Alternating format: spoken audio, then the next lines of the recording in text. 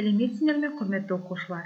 Мен Атибекова Айнұр Андабековна, Абай атындағы орта мектебінің қазақ тілі мен әдебиеті пәнінің мұғалімі. Бүгін бізде қазақ тілі сабағы. Сабақтың тақырыбы есімдік, жіктеу есімдігі.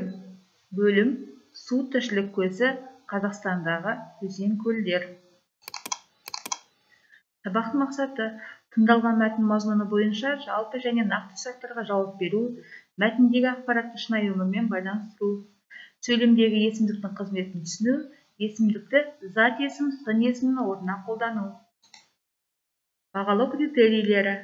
Тыңдалған мәтін мазмұны бойынша жалпы және нақты сұрақтарға жауап береді, мәтіндегі ақпаратты шынайы өмірмен байланыстырады, есімдіктің сөйлемдегі қызметін түсініп қолданады.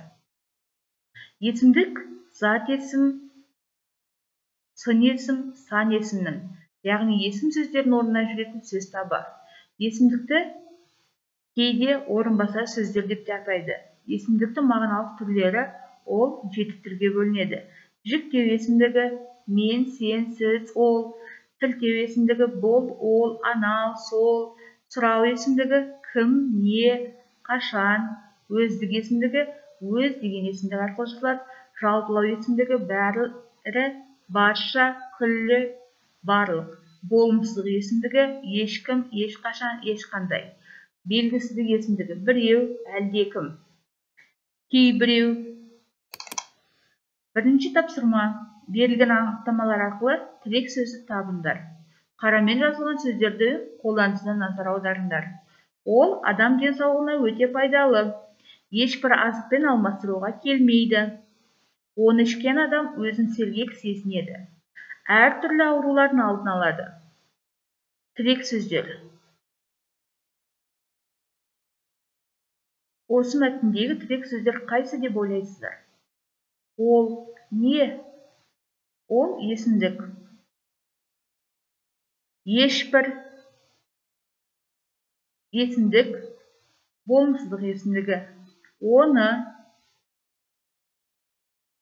есімдік, жіктеу есімдігі.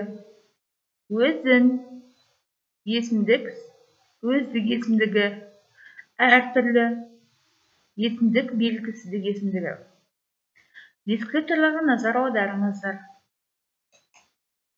Екінші тапсырма. Тыңдалым мәтініне байланысты мына материалды түсіндір. Аяқты ақырға тамшы толтырады. Тама берсе, тамшыда дария болар. Тамшы тама-тама тас жарады. Осы арқылы судың қасиетін сызбаға түсіріңдер. Біз күнделікті өмірде суды қалай қолданамыз? Тақырыбында 5-6 сөйлеммен ойларыңды жазыңдар. Дескрипторларға назар аударамыз. Сабақты маған 3 нәрсені айт, кері байланыс парақшасы арқылы қорытындылаймыз. Оқу мақсаты.